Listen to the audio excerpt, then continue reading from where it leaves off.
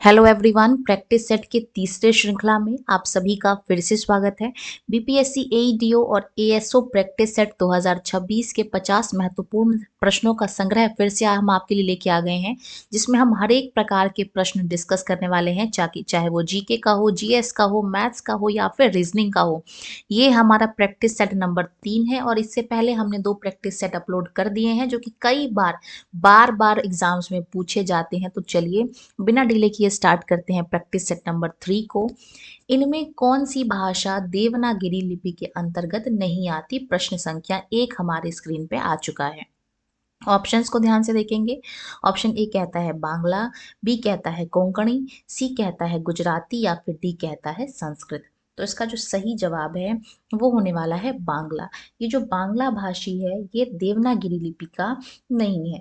ठीक है, और जानकारी के लिए मैं आपको बता दूं कि ये जो देवनागरी लिपि है इसका जो विकास हुआ है वो ब्राह्मी लिपि से हुआ है।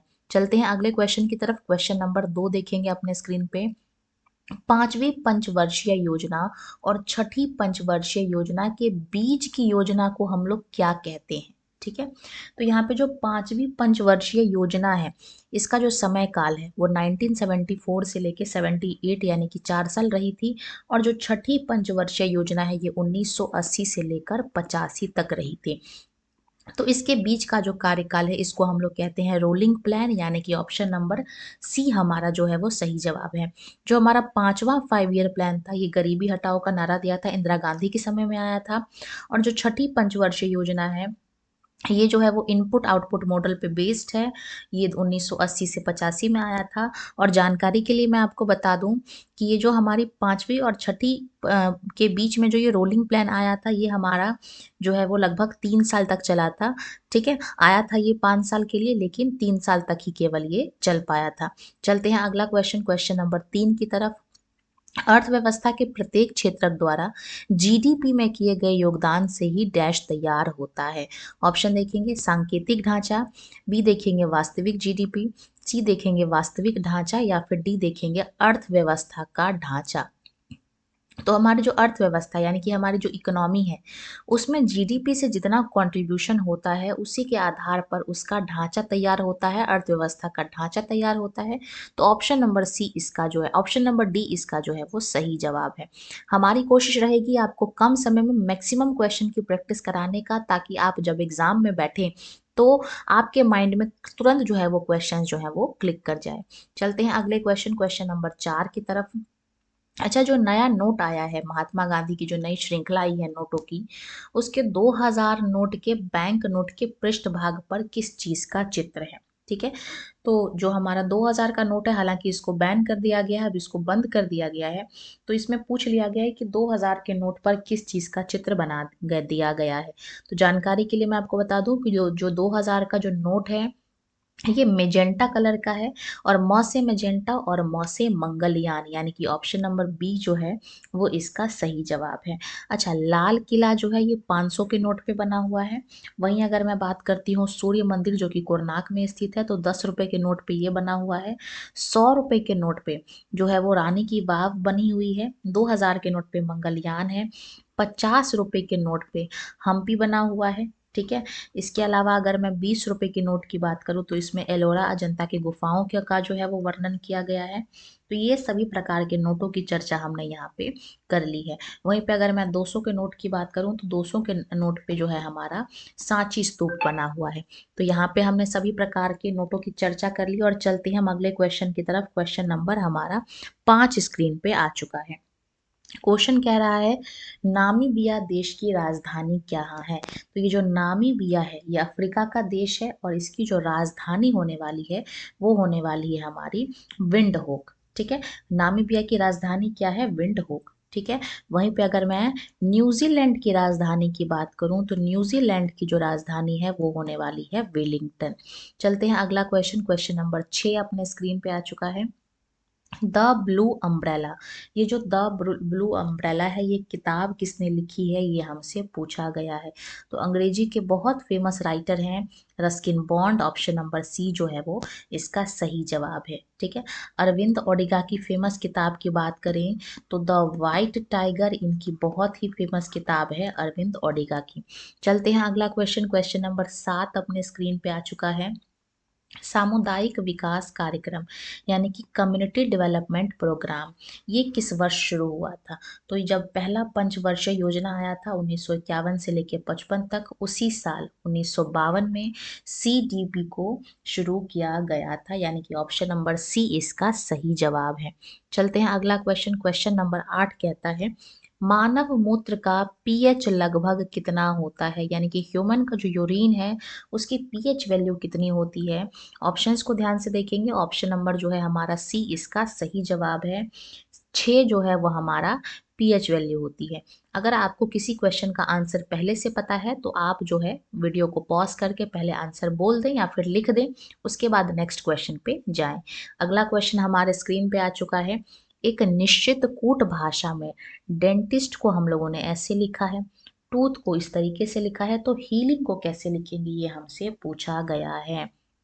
तो देखिए यहाँ पे क्या किया गया है, डेंटिस्ट को क्या लिखा गया है सी, यानी कि एक कम कर दिया।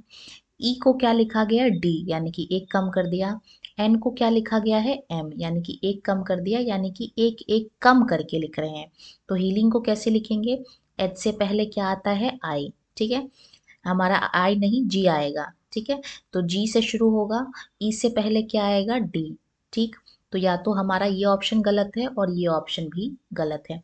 ए से पहले क्या आएगा हमारा जेड आएगा, ठीक है। एल से पहले क्या आएगा हमारा के आएगा, ठीक है। तो जी डी जेड के, जी डी जेड और एम नहीं आएगा, यानी कि ये भी गलत हो गया। ऑप्शन नंबर सी हमारा सही आंसर है। तो आप पूरा ना सॉल्व करके केवल और केवल ऑप्शन से भी आंसर को एलिमिनेट कर सकते हैं। चलते हैं अगला क्वेश्चन, क्वेश्चन नंबर 10 हमारे स्क्रीन पे आ चुका है। काफी बेहतरीन क्वेश्चन है, बिहार से संबंधित क्वेश्चन है। बिहार के किस जिले में चाय की खेती मैक्सिमम की जाती है, ठीक है।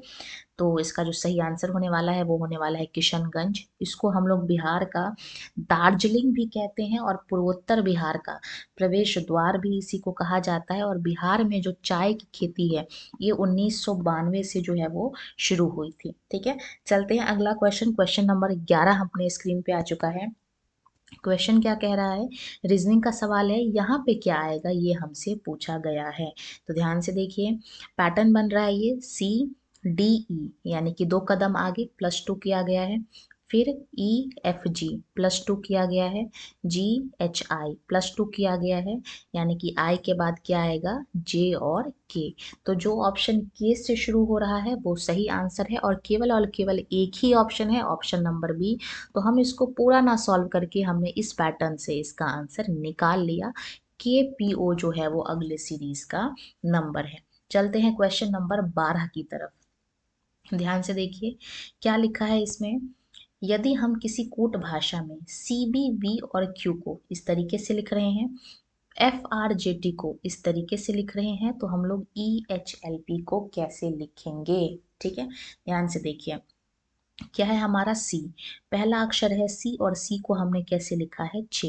सी की जो एक्चुअल वैल्यू है वो 3 है और 3 में हमने एक और 3 जोड़ दिया है तो हमारा क्या आ गया है 6 आ गया है। बी की एक्चुअल वैल्यू 2 है और 2 में 3 हमने और जोड़ दिया है यानी कि 5 आ गया है। कहने का मतलब ये है कि हम लोग 3 3 जोड़ते चल रहे हैं। तो ई देखिए क्या हमें निकालना है, EHLP का निकालना है।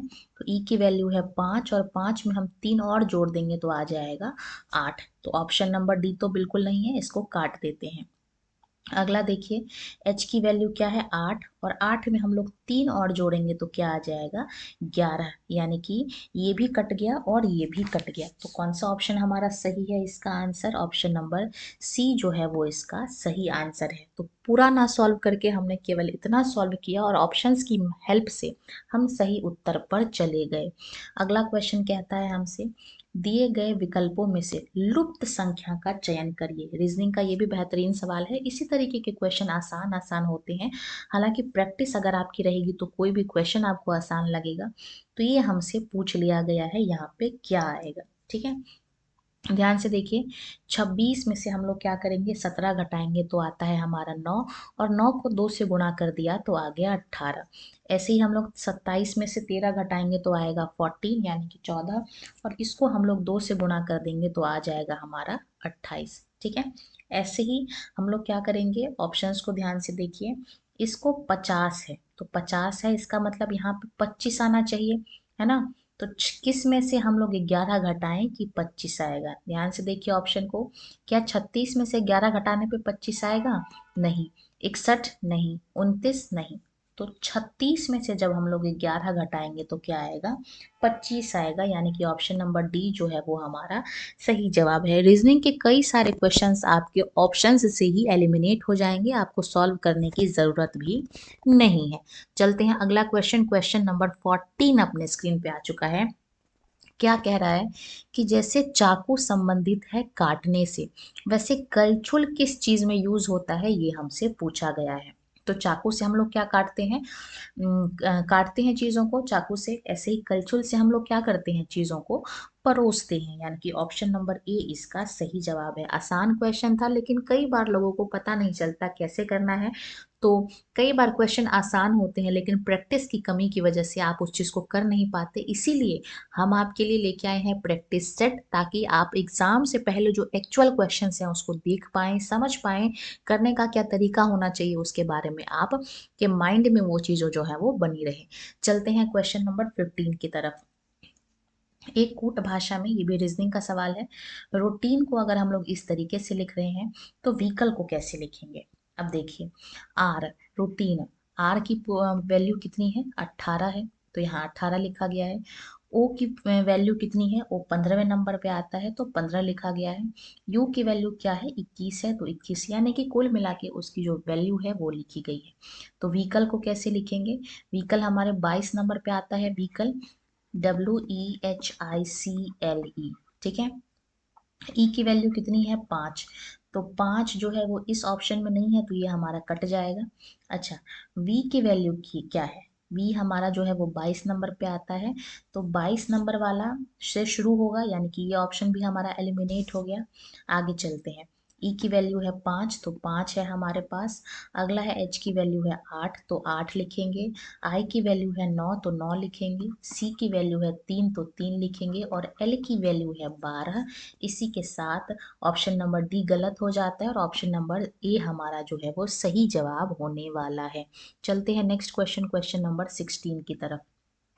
देखिए, अगर हम लोग इस वर्ड को ऐसे लिख रहे हैं और सिटीजन को इस तरीके से लिख रहे हैं, तो महात्मा को कैसे कोड करेंगे, ये हमसे पूछा गया है। तो ध्यान से देखिए, इसको हमने कैसे सॉल्व किया है, PSYCHIC, ठीक है। इसको कैसे कोड किया गया है, Y को इधर लिख दिया गया, ठीक है, S को उसकी जगह पे ही लिखा, और P को हम लोग यहाँ ले आए। इसी तरीके से C की जगह पे C है, H को यहाँ ले आए, C को यहाँ ले आए, और I की पोजीशन ऐसे ही बनी हुई है। तो इसी तरीके से हम लोग महात्मा को लिखना है तो M को हम लोग यहाँ ले आएंगे, H को शुरू में ले आएंगे, और A की जगह पे A ही होगा, ठीक है। तो इसमें से क्या कोई ऑप्शन एलिमिनेट हो रहा है, बिल्कुल, डी तो बिल्कुल नहीं होगा। आगे देखते हैं, ए की पोजीशन ऐसी की ऐसी है तो ए को हमने ऐसे उतार दिया, यानी कि HAMA, HAMA, HAMA, तीनों ऑप्शन आ रहा है। आगे देखते हैं, टी को हम लास्ट में लिखेंगे, और ए को हम लोग जो है वो पहले लिखेंगे, और एम को ऐसे का ऐसा ही उतार देंगे। तो देखिए ऐसा कौन सा ऑप्शन हमारा आ रहा है, MT आ रहा है लास्ट में, तो ये तो हमारा कट गया, ये भी हमारा कट गया, यानी कि ऑप्शन नंबर बी जो है वो इसका सही जवाब होने वाला है। चलते हैं नेक्स्ट क्वेश्चन, क्वेश्चन नंबर 17 की तरफ।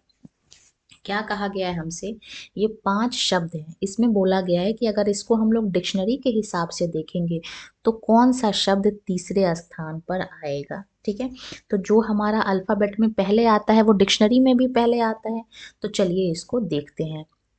पहला वर्ड है सिकल, यानी कि SICK। देखिए यहाँ तक तो सब में सेम है, यहाँ पे भी सिक है और यहाँ पे भी सिक है, ये भी SICK और ये भी SICK, यानी कि 4 अक्षर तो सब में बराबर है। तो सबसे पहला कौन सा अक्षर आएगा हमारे पास? सिक। ठीक है। उसके बाद पांचवा देखिए, यहाँ पे N आ रहा है और यहाँ पे E आ रहा है, तो E पहले आएगा, यानी कि ये जो हमारा शब्द है ये दूसरे स्थान पे आएगा। आगे देखते हैं। अब देखिए यहाँ पे L है और यहाँ पे भी L है, इसके अलावा यहाँ पे E है। ठीक है। तो अब देखिए हमारा कौन सा शब्द आ रहा है। अब यहाँ पे N जो है वो लास्ट में आता है, यानी कि ये 5वें स्थान पे आएगा। अब इन दोनों में से कौन सा पहले आएगा वो हमको पूछा गया है। तो देखिए L के बाद क्या है? E, तो ये हमारे तीसरे स्थान पे आएगा और ये हमारे चौथे स्थान पे आएगा। तो हमसे तीसरा पूछा गया है, तो तीसरा क्या है? सिकल है, यानी कि ऑप्शन नंबर डी जो है वो इसका सही जवाब होने वाला है। चलते हैं नेक्स्ट क्वेश्चन, क्वेश्चन नंबर 18 की तरफ। एक शब्द है कैप्सूल। इसमें क्या कर रहे हैं, जो स्वर है, ठीक है, स्वर को हम लोग उससे पहले वाला लिख रहे हैं और जो व्यंजन है उसको हम लोग बाद वाले वर्णमाला के क्रम में लिख रहे हैं। तो सबसे पहले इस वर्ड को अरेंज कर लेते हैं। सी एक व्यंजन है, यानी कि बाद वाला आएगा डी। ए से पहले वाला क्या आएगा? जेड आएगा। पी से ठीक बाद क्या आता है? MNOPQ आएगा। ठीक है। एस के बाद क्या आएगा? टी आएगा। यू से ठीक पहले क्या आएगा? यू से पहले हमारे पास क्या आएगा? ST आएगा। ठीक है। एल के बाद क्या आएगा? हमारे पास M आएगा और E से पहले क्या आएगा? D आएगा। ठीक है। यानी कि जो वॉवल है उस पे हमने पहले शब्द लिखे हैं अंग्रेजी अक्षर के, और जो हमारा कॉन्सोनेंट है यानी कि जो व्यंजन है उसमें हमने बाद वाले शब्द लिखे हैं। तो इस तरीके से हमारा कुछ इस तरीके का जो शब्द है वो तैयार हो जाता है। अब हमको बोला गया है इस प्रकार जो शब्द बना है उसमें बाएं से तीसरा, तो बाएं से तीसरा हमारा Q है। ठीक है। और दाएं से तीसरे में क्या है? टी है। इनके बीच में कितने अक्षर हैं ये हमसे पूछा गया है। तो देखिए Q और T के बीच में क्या आता है? R और S। दो शब्द हैं, तो आंसर नंबर बी इसका सही जवाब है। चलते हैं क्वेश्चन नंबर 19 की तरफ। 19 क्वेश्चन हमसे पूछा गया है, वह छोटी से छोटी धनात्मक संख्या ज्ञात कीजिए जो कि 5, 6, 8, 9 और 12 से विभाजित करने पर प्रत्येक मामले में एक शेष बचे और यह 13 से भी कंप्लीटली डिवाइड हो जाए। सबसे पहला काम रहेगा इन सभी नंबरों का LCM निकालना। ठीक है। तो यहाँ देखिए 5 गुणा, यहाँ से देखिए 12 आ गया। अब 12 में यहाँ पे एक 9 है, तो 9 से एक 3 ले लेंगे क्योंकि एक 3 12 में भी आ रहा है। अब 8 में से हम लोग 2 ले लेंगे क्योंकि 4 तो 12 में भी आ रहा है। तो इस तरीके से हमने सभी शब्द ले लिए। 12 पंचे 60, 6 तिया 18 और 18 दूनी 36, यानी कि 360 जो है हमारे पास आ गया। अब हम क्या करेंगे, उसमें एक ऐसे नंबर से गुणा करेंगे और उसमें लास्ट में क्या जोड़ना है? शेष जोड़ना है, और ये जो नंबर है वो 13 से कटना चाहिए। ठीक है। तो ध्यान से देखिए सभी जो इसके जो ऑप्शंस हैं वो 4 डिजिट में है, तो के की जगह पे जो मैक्सिमम वैल्यू हो सकती है वो 10 हो सकती है। ठीक है। यानी कि 3600, और 3600 में एक जोड़ देंगे तो ये हमारा आ जाएगा 3601 आ जाएगा। ठीक है। 3601 आ गया। अब ये जो 3601 है ये हमारा 13 से कट भी रहा है और ये इन सभी नंबरों से कट रहा है और साथ में एक शेषफल भी छोड़ रहा है। तो छोटी से छोटी जो है वो हमें निकालनी थी, तो वो 3601 है, यानी कि ऑप्शन नंबर सी इसका सही जवाब है। चलते हैं क्वेश्चन नंबर 20 की तरफ। यदि एक आदमी 50 किलोमीटर पर आवर की चाल से ए से बी तक जाता है और अपनी सामान्य चाल से 40% अधिक चाल से वापस आता है, तो दोनों यात्राओं के दौरान उसकी औसत चाल एवरेज स्पीड क्या है हमसे पूछा गया है। तो एवरेज स्पीड का सिंपल सा फॉर्मूला होता है 2AB और A+B, जहाँ पे A और B क्या है? दोनों तरफ के चाल है। तो देखिए 2 इंटू पहली चाल क्या है? 50। अब जब ये वापस आ रहा है तो इसकी जो चाल है वो 40% अधिक हो जाती है। ठीक है। 40%, तो 50 का हम लोग 40% अगर हम लोग निकालते हैं तो 20 आ जाता है। ठीक है। तो 50 में 20 जोड़ेंगे यानी कि 70। ठीक है। और यहाँ A+B करेंगे तो 120 आ गया हमारे पास, है ना। काट लीजिए, 1 0 से हमारा 1 0 कट गया, 2 के पहाड़े से 6 बार में, यानी कि ये लगभग आ गया हमारा 350/6। इसको हम लोग काटेंगे तो आ जाएगा 58 पॉइंट समथिंग, यानी कि 58.33 लगभग हमारा जो है वो इसका आंसर है। यानी कि कौन सा ऑप्शन मैच कर रहा है? ऑप्शन नंबर बी इसका सही जवाब है। अब हमने 58 निकाल दिया, आगे हमको सॉल्व करने की भी जरूरत नहीं थी, क्योंकि ऑप्शन में 58 से एक ही ऑप्शन जो है वो खुल रहा है। ठीक है, चलते हैं क्वेश्चन नंबर 21 की तरफ। देखते ही देखते हमने 20 मिनट में 20 क्वेश्चन यहाँ पे डिस्कस कर लिए। देख लीजिए स्पीड कितनी है और कंटेंट कितना है। बाकी बात करेंगे हम लोग क्वेश्चन नंबर 21 की। हमसे बोला गया है माइकोबायोन्ट, जिसको हम लोग कवकांश कहते हैं, और फाइकोबायोन्ट, जिसको हम लोग शैवालांश कहते हैं, ये किस में पाए जाते हैं, ये हमसे पूछा गया है। तो देखिए ये दोनों किस में पाए जाते हैं? लाइकेन में, यानी कि ऑप्शन नंबर सी इसका सही जवाब है। चलते हैं नेक्स्ट क्वेश्चन की तरफ। जब श्वेत प्रकाश को एक हम लोग वायु के कांच के एक स्लैब से लंबवत गुजरता है, तो इसमें सबसे पहले निर्गत होने वाला वर्ण कौन सा होगा, ये हमसे पूछा गया है। ठीक है, तो जब सूरज की रोशनी एक कांच से गुजरती है तो वो जो रंग है वो 7 रंग में विभाजित होता है, जिसको हम लोग वाइब ग्योर के नाम से जानते हैं। ठीक है, इस तरीके से इसको हम लोग लिखते हैं, जिसमें वी यानी कि वायलेट सबसे नीचे और रेड सबसे पहले। तो सबसे पहले पूछा गया है, तो आंसर क्या होगा? आर से रेड, यानी कि कौन सा सही आंसर है? ऑप्शन नंबर डी इसका सही जवाब है। सबसे अंत में बोलता तो हम लोग वायलेट यानी कि बैंगनी बोलते। ठीक है, चलते हैं अगला क्वेश्चन, क्वेश्चन नंबर 23 की तरफ। देखिए क्वेश्चन क्या कह रहा है। एक निश्चित कूट भाषा में अरली को हम लोगों ने क्या लिखा है? इस तरीके से लिखा है, और इस शब्द को इस तरीके से लिखा है। तो इन बॉक्स को कैसे लिखेंगे, ये हमसे पूछा गया है। ठीक है, तो देखिए पहले कोड कर लेते हैं कि इसको लिखा कैसे गया है। इसको कैसे लिखा गया है? ZNSC और F, यानी कि E के बाद F, Y के बाद Z, ठीक है, R के ठीक 1 अंक बाद S, A के 2 अंक बाद C, और L के 2 कदम आगे N। ठीक है, तो स्टार्टिंग में जो है हमारा 1 1 का अंतर है, बीच में भी 1 का अंतर है, और जो सेकंड नंबर के अंक हैं उसमें 2 2 का अंतर है। तो ऐसे ही हम लोग इनबॉक्स को लिखेंगे। तो इसको लिख लेते हैं पहले बड़ा बड़ा। ठीक है, ठीक है, तो ई के बाद एफ आया, तो आई के बाद यहाँ क्या आएगा? जे आएगा। ठीक, और एक्स के बाद क्या आएगा? वाई आएगा। यानी कि जो हमारा शब्द है वो वाई से शुरू हो रहा है और जे पे खत्म हो रहा है। तो ये ऑप्शन हमारा हट गया और ये ऑप्शन भी हमारा हट गया।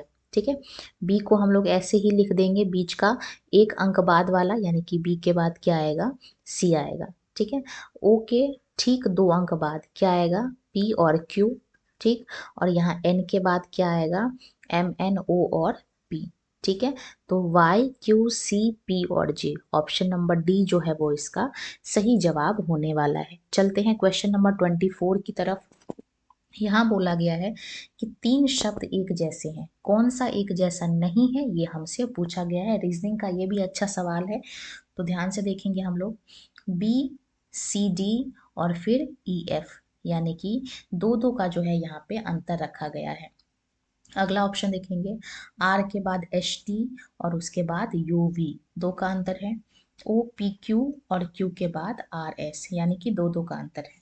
अगला देखेंगे हम लोग यहाँ पे IJK और फिर HI आना चाहिए, तो ये गलत हो गया, यानी कि यही जो है वो हमारा सही आंसर है। Option number D will be the right answer. चलते हैं क्वेश्चन नंबर 25 की तरफ। देखते ही देखते हमने 25 क्वेश्चन मात्र 23 मिनट में कंप्लीट कर लिया है। क्वेश्चन नंबर हमारे पास 25 अपने स्क्रीन पे आ गया है, जो कि हमसे कह रहा है कि भारत की पहली पूर्णतः सौर ऊर्जा संचालित विधानसभा कौन सी बन गई है। ठीक है, तो विधानसभा पूछा गया है, तो ये देखिए ऑप्शन नंबर ए कहता है पश्चिम बंगाल, ऑप्शन नंबर बी कहता है बिहार, ऑप्शन नंबर सी कहता है दिल्ली, या फिर ऑप्शन नंबर डी कहता है हिमाचल प्रदेश।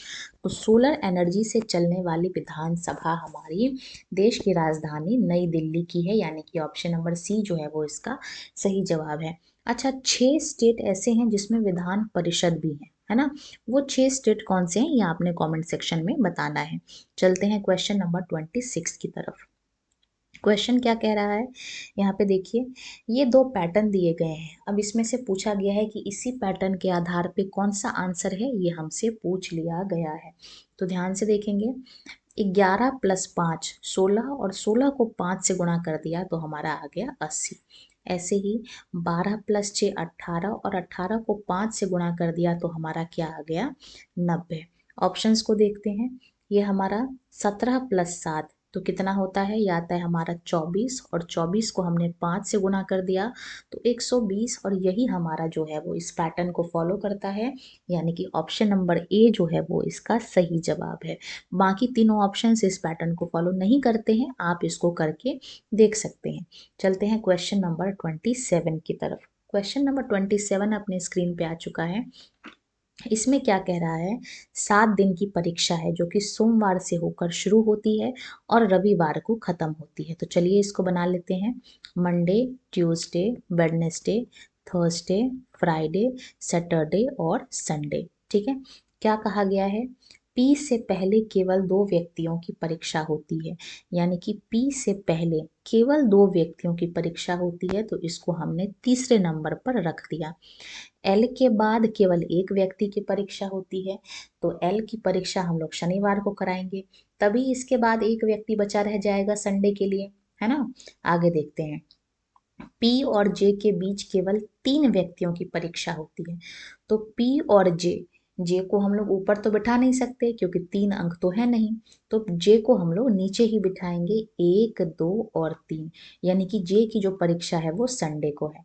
आगे देखते हैं, के और एल के बीच केवल एक व्यक्ति की परीक्षा होती है, तो एल यहाँ बैठा है तो के को हम लोग यहाँ बिठाएंगे, तभी बीच में एक व्यक्ति बैठेगा।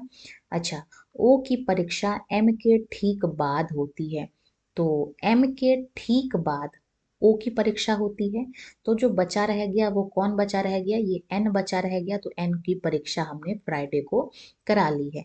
तो हमसे पूछा गया है एम और एन के बीच कितने व्यक्तियों की परीक्षा है, तो एम है मंडे और एन है फ्राइडे, तो बीच में कितने व्यक्ति हैं, 1 2 3, 3 व्यक्ति हैं, तो ऑप्शन नंबर सी जो है वो इसका सही जवाब है।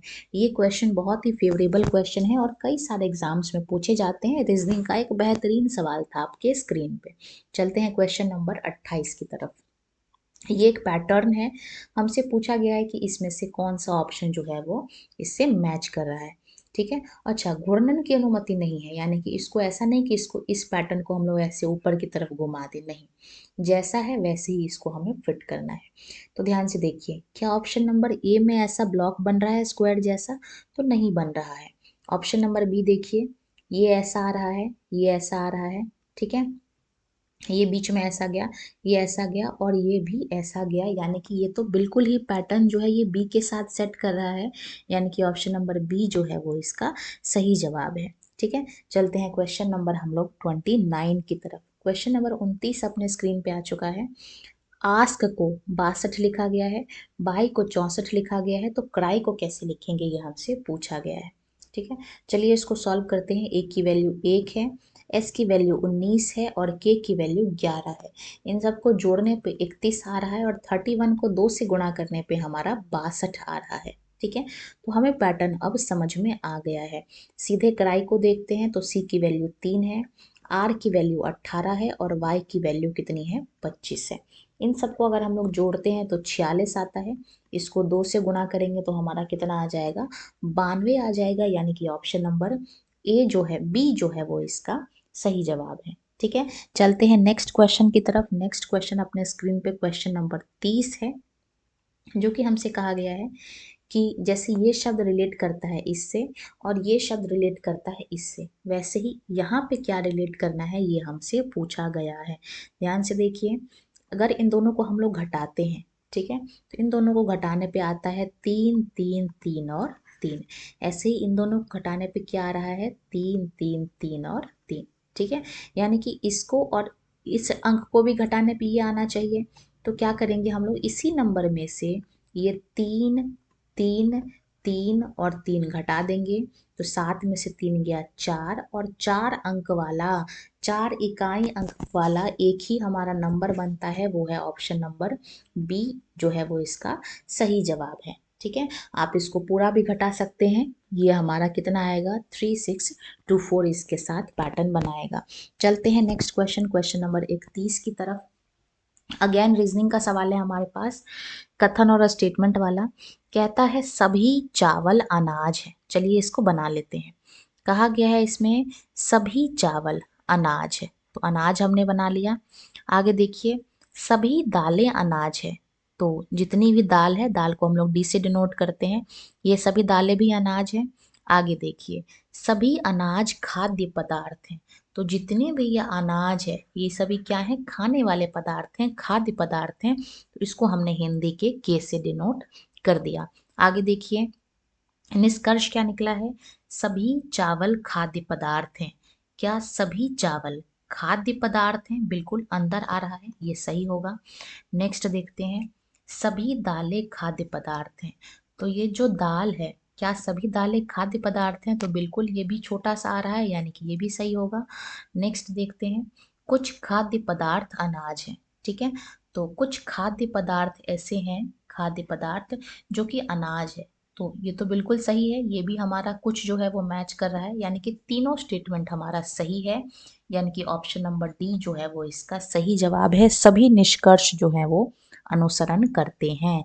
चलते हैं नेक्स्ट क्वेश्चन, क्वेश्चन नंबर 32 अपने स्क्रीन पे आ चुका है। ये देखिए इस पैटर्न को फॉलो करना है हमें, तो यहाँ पे एक छोटी सी ऐसी रेखा आएगी, उसके बाद ही इस तरीके से नीचे मुड़ जाएगी। नीचे हमारा इस तरीके से लाइन खींचा हुआ होना चाहिए, ठीक है, और एक इस तरीके से लाइन भी हमारी होनी चाहिए। तो ऐसा केवल और केवल एक ही ऑप्शन है, ऑप्शन नंबर डी इसका सही जवाब है। ठीक है, चलते हैं नेक्स्ट क्वेश्चन, क्वेश्चन नंबर 33 की तरफ। यहाँ पे देखिए बोला गया है इस क्वेश्चन के स्थान पर क्या आएगा, तो यहाँ ध्यान से देखिए 39 के 3 कदम बाद 42, यहाँ पे कितने का अंतर है 6 का, उसके बाद यहाँ पे कितने का अंतर है 3 6 के बाद 9 का अंतर है, उसके बाद यहाँ 12 का अंतर है, तो 3 3 का गैप है, तो 12 में 3 जोड़ेंगे तो कितना आएगा 15। ठीक है, अब 9 प्लस 5 यानी कि हमारा 4, और 6 प्लस में एक 7 और एक 8, यानी कि 84 जो है वो इसका सही जवाब है। ऑप्शन नंबर सी जो है हमारा इसका राइट आंसर है। चलते हैं नेक्स्ट क्वेश्चन की तरफ। क्वेश्चन नंबर हमारा नेक्स्ट स्क्रीन पे आ चुका है 34 नंबर का। ये हमसे पूछा गया है, एक कागज को नीचे दिखाए गए अनुसार मोड़ा और काटा जाता है, तो खोले जाने पर यह कैसा दिखाई देगा। ध्यान से देखिए यहाँ एक त्रिभुज है, तो यहाँ पे भी एक त्रिभुज होना चाहिए। अच्छा, इसको जब हम ऊपर की तरफ से खोलेंगे तो त्रिभुज हमारा उल्टा हो जाएगा, यानी कि कुछ इस तरीके का दिखेगा, और यहाँ भी कुछ इस तरीके का दिखेगा। तो ऐसा हमारा कौन सा ऑप्शन है, ये गलत हो गया, चारों नीचे की ओर है, ये चारों ऊपर की ओर है। अब हमारा ये जो है, ठीक है, ये हमारा ऊपर की ओर है और ये हमारा नीचे की ओर है, तो ये भी हमारा गलत हो गया। तो कौन सा सही है हमारा, ऑप्शन नंबर ए जो है वो इसका सही जवाब है। ठीक है, चलते हैं नेक्स्ट क्वेश्चन, क्वेश्चन नंबर 35 की ओर। 35 अपने स्क्रीन पे आ चुका है। अगर हमने इस वर्ड को ऐसे लिखा है और इस वर्ड को ऐसे लिखा है, तो हम लोग जिंकी को कैसे लिखेंगे, ये हमसे पूछा गया है। तो ध्यान से पहले हम लोग पैटर्न समझेंगे। ZEPHY और R, ठीक है, इसको हमने लिखा है IIYLH और V। ठीक है, तो यहाँ ध्यान से देखिए, Z में हमने 9 जोड़ा है तो I आया है, E में हमने 4 जोड़ा है तो I आया है, यहाँ पे हमने 9 जोड़ा है तो Y आया है, यहाँ पे हमने 4 जोड़ा है तो L आया है, यहाँ पे हमने 9 जोड़ा है तो Y आया है, और यहाँ पे हमने 4 जोड़ा है तो V आया है। यानी कि कुल मिला के पहले हम 9 जोड़ रहे हैं, उसके बाद हम लोग 4 जोड़ रहे हैं। ठीक है, तो जिंकी को कैसे लिखेंगे ये हमसे पूछा गया है। तो सबसे पहले हम लोग 9 जोड़ेंगे, तो Z में 9 जोड़ने पे I आएगा, यानी कि I से इसकी शुरुआत होगी। ठीक है, अब हम लोग क्या लिखेंगे, I में 4 जोड़िए, तो I में 4 जोड़ेंगे तो JKLM यानी कि M आएगा। अब N में हमको 9 जोड़ना है, तो जब हम लोग M में 9 जोड़ेंगे, N में 9 जोड़ेंगे, तो क्या आएगा हमारे पास W आएगा। ठीक है, अब ऑप्शंस को देखिए, IMN, तो ये हमारा गलत हो गया, इन तीनों में से कोई एक सही जवाब होगा। ठीक है, C में जब हम लोग 4 जोड़ेंगे तो DEF और G, ठीक है, यानी कि हमारा G आएगा। तो ये हमारा ऑप्शन हो सकता है, ये भी हो सकता है, पर ये नहीं हो सकता। अगला देखते हैं हम लोग के की जगह पे हम लोग क्या करेंगे, 4 जोड़ेंगे तो हमारे पास, हम 9 जोड़ेंगे तो क्या आएगा, टी आएगा। तो जी के बाद टी आना चाहिए, तो ये ऑप्शन भी हमारा हट गया, यानी कि ऑप्शन नंबर बी जो है वो इसका सही जवाब होने वाला है। चलते हैं नेक्स्ट क्वेश्चन की तरफ। अगर हमने लैंप को इस तरीके से लिखा है और मेल को इस तरीके से लिखा है, तो पी को कैसे कोड करेंगे, ये हमसे पूछ लिया गया है। तो ध्यान से देखिए, यहाँ पे देखिए, पी केवल इसमें आ रहा है, इस शब्द में आ रहा है ना। तो 6 हमारा हो सकता है, 6 इसमें भी आ रहा है और इसमें भी आ रहा है। पी तो दोनों में नहीं आ रहा है, पी केवल लैंप में आ रहा है, यानी कि 6 हमारा नहीं होगा। 2 को देखिए, 2 केवल इसमें आ रहा है, लेकिन इसमें MALE, इसमें पी तो नहीं आ रहा, यानी कि 2 भी हमारा नहीं होगा। अब 1 को देख लीजिए, 1 इसमें भी आ रहा है और इसमें भी आ रहा है, लेकिन पी हमारा दोनों जगह नहीं आ रहा है, इसलिए 1 हमारा नहीं होगा। तो ऑप्शन नंबर डी जो है वो हमारा सही जवाब होगा, 36 का 3 होगा। ठीक है, चलते हैं नेक्स्ट क्वेश्चन, क्वेश्चन नंबर 37 की तरफ। बोला गया है इसमें कितने त्रिभुज हैं। ध्यान से देखिए, त्रिभुज की काउंटिंग करेंगे। ये हमारा एक त्रिभुज, ये हमारा दूसरा त्रिभुज, और ये हमारा बड़ा वाला तीसरा त्रिभुज। तो 3 त्रिभुज हमारे यहाँ पे हो गए। अब यहाँ देखेंगे, ये हमारा चौथा त्रिभुज, ये हमारा 5वां त्रिभुज, और एक ये बड़ा वाला छठा त्रिभुज। ठीक है, तो 3 त्रिभुज हमारा यहाँ पे हो गया। अब एक हमारा ये बड़ा वाला त्रिभुज। ठीक है, तो टोटल कितने त्रिभुज हो गए हमारे पास, 7 त्रिभुज हो गए, यानी कि ऑप्शन नंबर सी जो है वो इसका सही जवाब है। चलते हैं नेक्स्ट क्वेश्चन, क्वेश्चन नंबर 38 की तरफ। क्वेश्चन नंबर 38 कह रहा है, श्वसन गतियों में वायु के आयतन का आकलन किया जाता है किसके द्वारा। तो ध्यान से देखिए, इसको हम लोग मेजर करते हैं स्टेथोस्कोप से, यानी कि ऑप्शन नंबर ए इसका सही जवाब है। हाइग्रोमीटर से हम लोग क्या मानते हैं, कोई भी जो लिक्विड चीज है, कोई भी जो तरल चीज है, उसका घनत्व मापते हैं। स्फिग्रोमैनोमीटर से हम लोग क्या करते हैं, ब्लड प्रेशर यानी कि रक्तदाब मापते हैं। ठीक है, ब्लड प्रेशर मापते हैं। तो इसका जो सही जवाब होने वाला है वो होने वाला है स्टेथोस्कोप से हम लोग श्वसन की गति मापते हैं। नेक्स्ट क्वेश्चन, क्वेश्चन नंबर 39 अपने स्क्रीन पे आ चुका है। निम्नलिखित में से कौन सी प्रकार की कोशिकाओं में केंद्रक नहीं होता। तो जो केंद्रक है वो अनुपस्थित होता है आरबीसी में। केंद्रक और माइटोकॉन्ड्रिया दोनों जो है हमारा इसमें क्या होता है, एब्सेंट होता है। तो अगर ये भी पूछ लिया जाए माइटोकॉन्ड्रिया किस में एब्सेंट होता है, तो वो भी आरबीसी होगा, और केंद्रक दोनों इसमें एब्सेंट होता है। चलते हैं क्वेश्चन नंबर 40 की तरफ। काफी इंपॉर्टेंट क्वेश्चन है, जीएस का सवाल है हमारे पास, जीके का। भारतीय विश्वविद्यालय अधिनियम 1904 किस वायसराय के प्रभुत्व में पारित किया गया था। तो देखिए 1904 में, और आपको याद होगा कि 1899 से लेके 1905 तक कर्जन थे, यानी कि ऑप्शन नंबर बी जो है वो इसका सही जवाब है। और 1905 में ही भारतीय रेलवे बोर्ड की जो है वो स्थापना होती है। तो ये भी जो है वो इम्पॉर्टेंट क्वेश्चन है, दोनों काम जो है वो कर्जन के समय में होता है।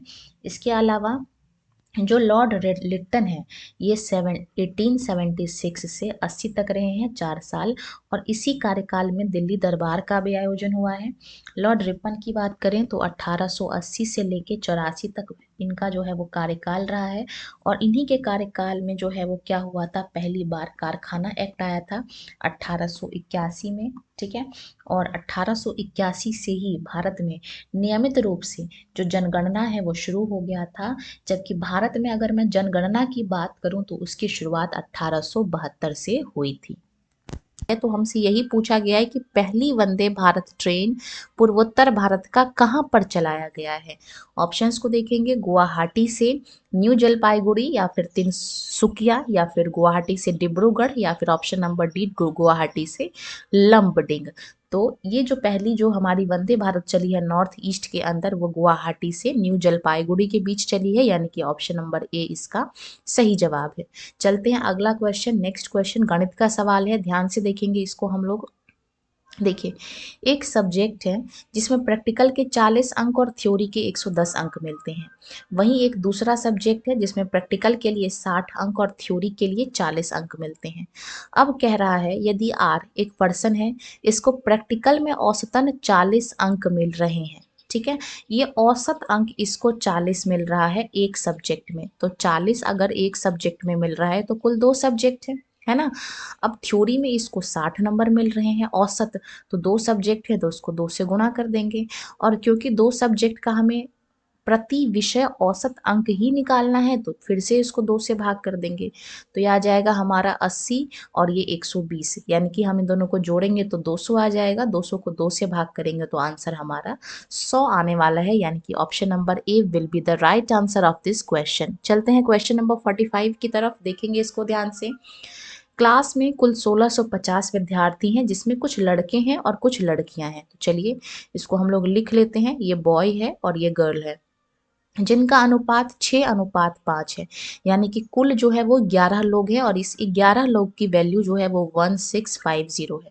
इसको हम लोग सॉल्व करेंगे तो लगभग हमारा 150 बार में जाएगा, यानी कि 150 को 6 से गुणा करेंगे तो 900 लड़के हैं और हमारा 15 पीछे 75, यानी कि 750 लड़कियां हैं। अब कुछ और लड़के आ गए हैं, अब कितने लड़के आए हैं तो 124 लड़के आए हैं, ठीक है। तो अब हमारा कितना बन रहा है, ये हमारा बन रहा है 1024 इसको जोड़ने पे, ठीक है। तो ये हमारा बन रहा है 1024 और हमारे लड़के कितने हैं तो लड़के हैं 750, ठीक है, लड़कियां हैं 750। अब कुछ और नई लड़कियां आती हैं जिनकी वजह से इनके बीच का जो अनुपात है वो 4:3 हो जाता है। तो अब देखिए 1024 लड़के हैं, 750 लड़कियां पहले से थी और कुछ लड़कियां और आ गई हैं जिनकी वजह से अनुपात हो गया है इतना। क्रॉस मल्टीप्लाई करेंगे तो 1024 की गुणा करेंगे 3 से, यानी कि 3072 आ जाएगा। इधर दूसरी तरफ 75 की मल्टीप्लाई 4 से करेंगे तो हमारा 3000 आ जाएगा और यहाँ पे हमारा बच जाएगा 4 गुणा x, यानी कि 4x। अब देखिए क्या करेंगे हम लोग, 3072 में से 3000 घटाएंगे तो ये हमारा 72 बचेगा और इसकी वैल्यू 4x की, ठीक है। तो x हमारा यहाँ से कितना आ जाएगा 18 आ जाएगा, ठीक है। अब हमसे क्या कहा गया है, यानी कि जो नई लड़कियां हैं वो 18 है।